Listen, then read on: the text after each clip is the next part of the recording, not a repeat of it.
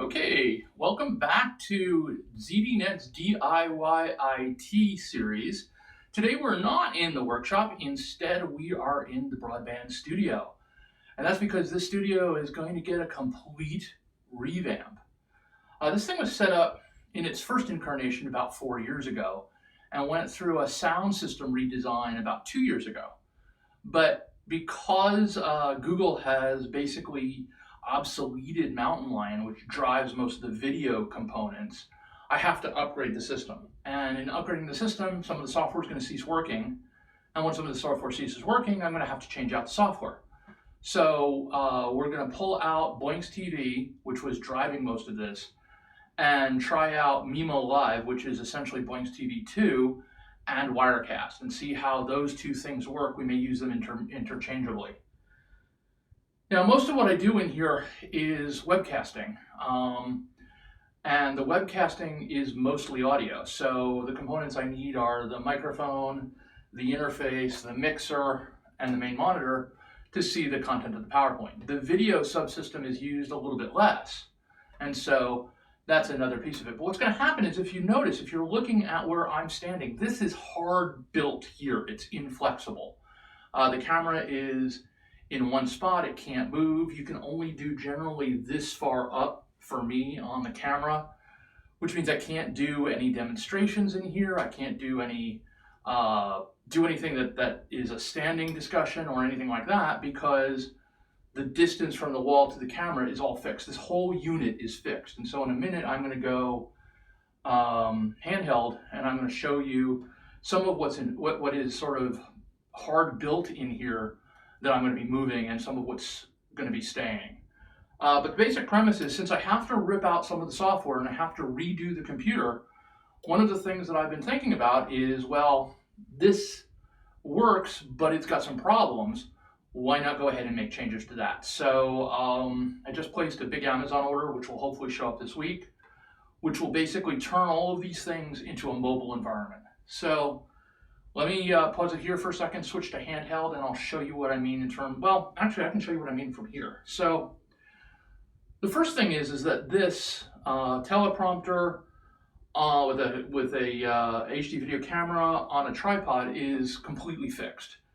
And I'm going to put some wheels on that thing so I can roll this thing out of the way, or roll it to wherever I want to work with it so I can use it in a different way. The interface and the mixer don't really need to move much. I mean, they rarely are adjusted. The only thing I really ever do with the mixer once I've got it dialed in is just hit the mute button. So the mute button, which is down there, has to be within reach, but that's about it. So I'm going to put the interface, which is down here, the mixer, which is over here, and the Mac Mini, which is back here. You can't see. I'll show you that to you in a minute. I'm going to put them all on one small stand, and that'll be on wheels. The other thing I'm going to do is I'm going to take this monitor and that monitor, and I'm going to put them each on their own rolly stand so that I can roll them to where I want, so they're not always here, which has been a problem, because whenever I'm trying to sometimes shoot an image, the monitor is dead in the middle. So I can move the monitor on either side of the camera or move them up or down.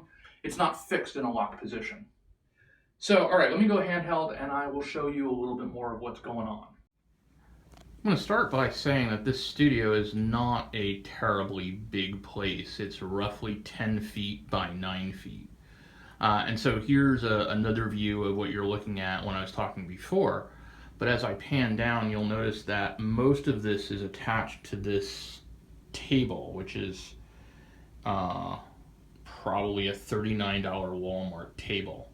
And it is kind of rickety. So I'm always concerned that something is going to come off of it. The mixer is hanging off the side, and then the microphone and the microphone stand are actually on this sort of wooden thing weighted down with a set of weights. So I'm going to replace the microphone stand, and this is one of the purchases from Amazon I'm a little less sure is the right choice, so it may go back. But I'm going to replace the microphone stand with a large boom stand that should be able to place the microphone anywhere in the studio, including overhead, to get it out of camera view if I want it to. Let's see if I can come around here and show you the camera tripod unit. I'm going to come around the back because it'll give you a slightly better view. Here is the, here is the teleprompter, and you can kind of see the camera underneath the teleprompter. And this whole thing is on one tripod that's just fixed.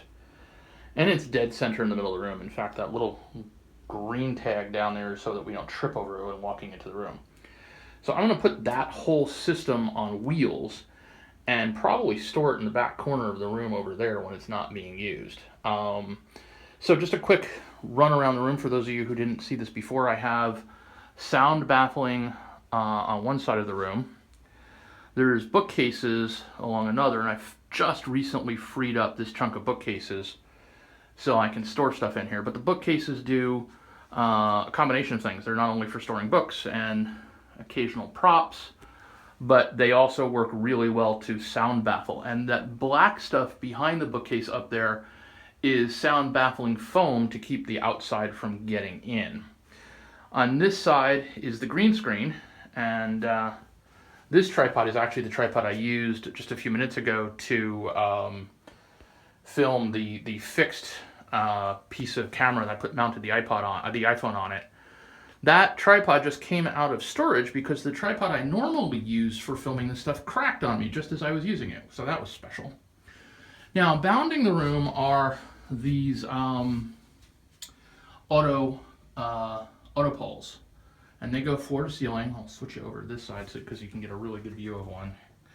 They go floor to ceiling and are used to hold the lights, and as well as this backdrop material, which, because of where the table has been fit, I haven't been able to really use.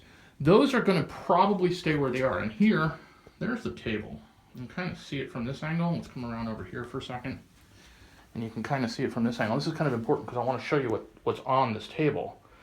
Here is the Mac Mini sort of attached to the back of it. But if you look at this structure here, this is an Ergotron arm.